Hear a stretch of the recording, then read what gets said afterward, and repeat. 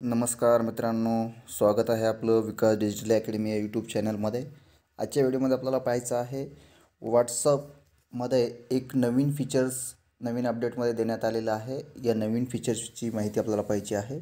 आता आपल्याला एकाच ॲपमध्ये दोन नंबरचे व्हॉट्सअप वापरता येणार आहे। ते आपण कशा पद्धतीनं वापरायचं आहे किंवा त्याच्या काय सेटिंग आहेत, दोन नंबर एकाच वेळी आपण व्हॉट्सअपमध्ये कसे चालू करू शकतो, दोन अकाउंट कसे वापरू शकतो, याविषयीची सविस्तर माहिती आपल्याला व्हिडिओमध्ये पाहिजे आहे।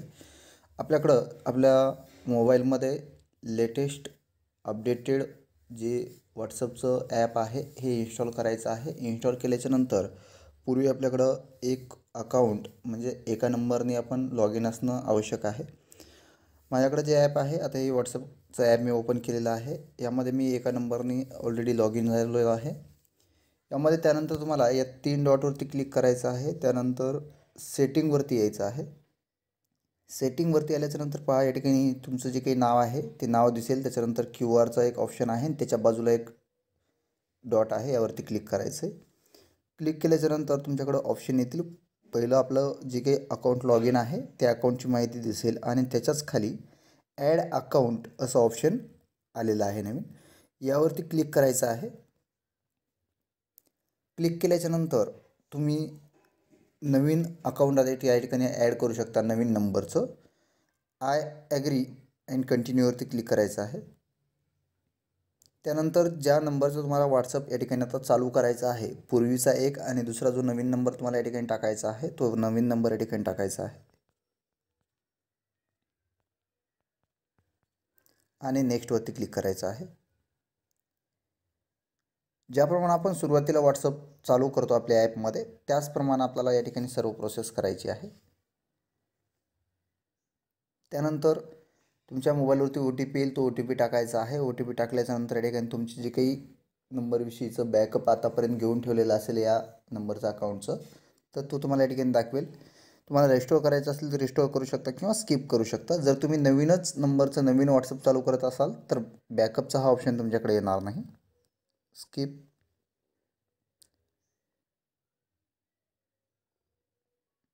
स्किप केल्याच्यानंतर त्याची जी प्रोसेस आहे ही प्रोसेस सुरू आहे। स्किप झालेला आहे। स्किप झाल्याच्यानंतर या ठिकाणी तुम्हाला तुमच्या नवीन जे अकाउंट आपण ॲड करतोय, जो नंबर ॲड करतोय त्याचं नाव आणि त्याचं प्रोफाईल पिक्चर या ठिकाणी अपडेट करायचं आहे आणि नेक्स्टवरती क्लिक करायचं आहे।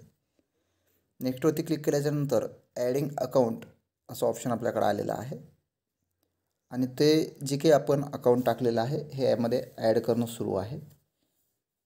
या नवीन फीचर्समुळं आपल्याला आता मोबाईलमध्ये दोन व्हॉट्सअप ॲप इन्स्टॉल करण्याची आवश्यकता नाही किंवा व्हॉट्सअप GB असेल, वेगवेगळे जे आपण व्हर्जन वापरत होतो व्हॉट्सअपचे, हे आता वापरण्याची आवश्यकता नाही। एकाच ॲपमध्ये आपल्याला दोन अकाउंट वापरता येणार आहेत।